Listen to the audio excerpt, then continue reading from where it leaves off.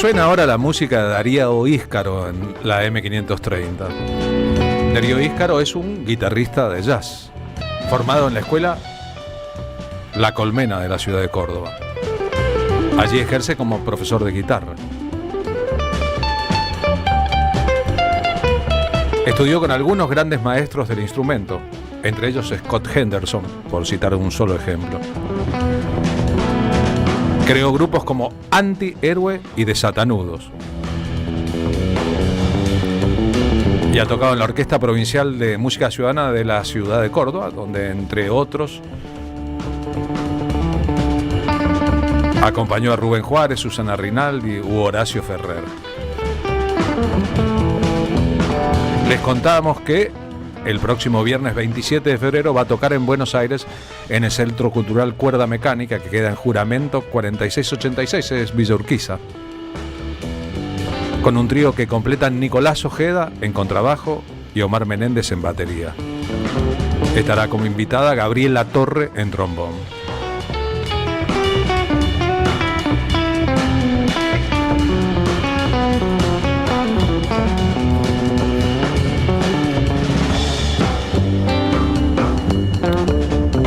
Además de lo que hace en el terreno del jazz, Darío Íscaro integra el grupo de avant-garde experimental Victoria Derrota.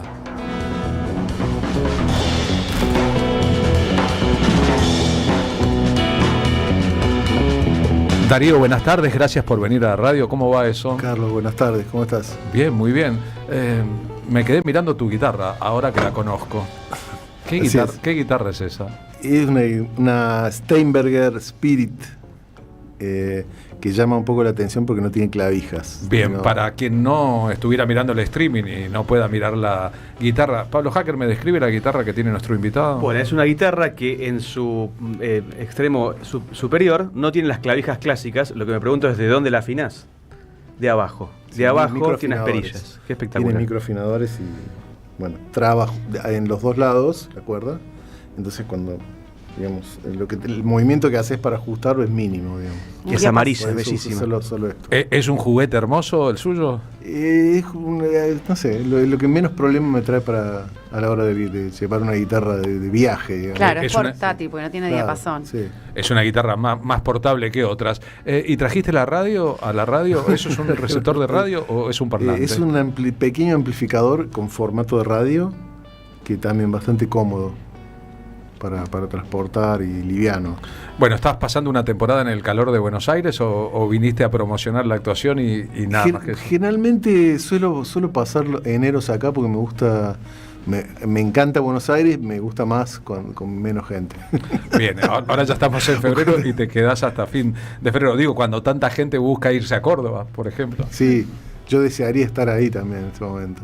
Pero bueno, por esas cosas de la vida me quedé y estoy con ganas de tocar en vivo, así que por eso. ¿Cómo es la escena del ambiente del jazz de Córdoba del que provenís, ese ambiente?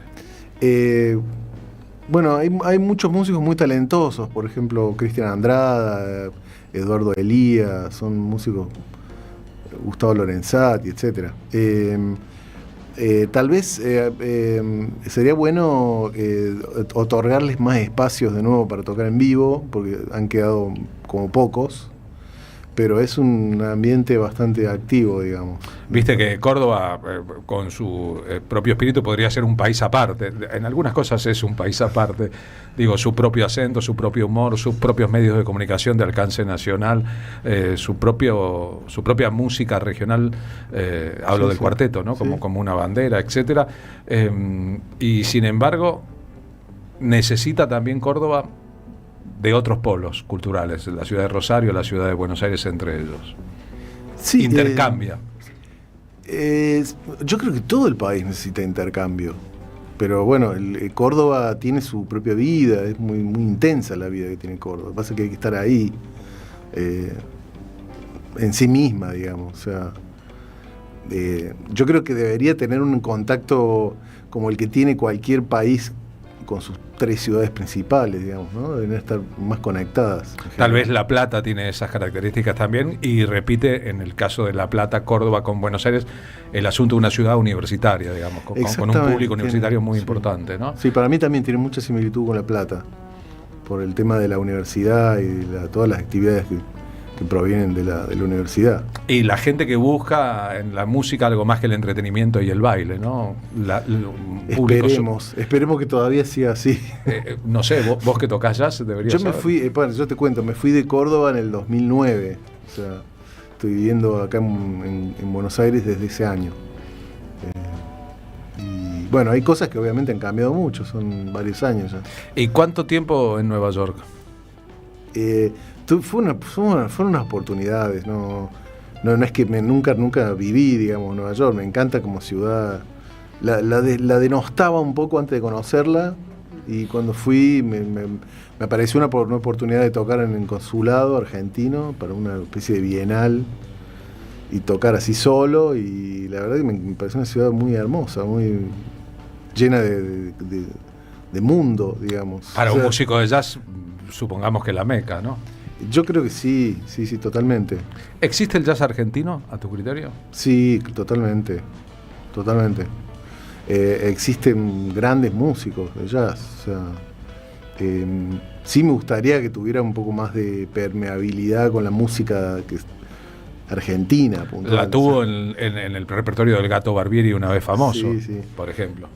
No se debería, en mi opinión, no se debería perder ese rumbo. La tuvo cuando el Mono Villegas con Adolfo Ábalos hacía experimentaciones, o tocaba folclore o tango. Me parece que estaría buenísimo, y como una opinión solamente mía, digamos, que no se New Yorkice tanto Buenos Aires. Por eso te pregunto, en una época el ideal del músico argentino de jazz era sonar parecido o no ser identificado como argentino, sino sonar como un músico neoyorquino. Pero después hubo muchas experiencias al respecto.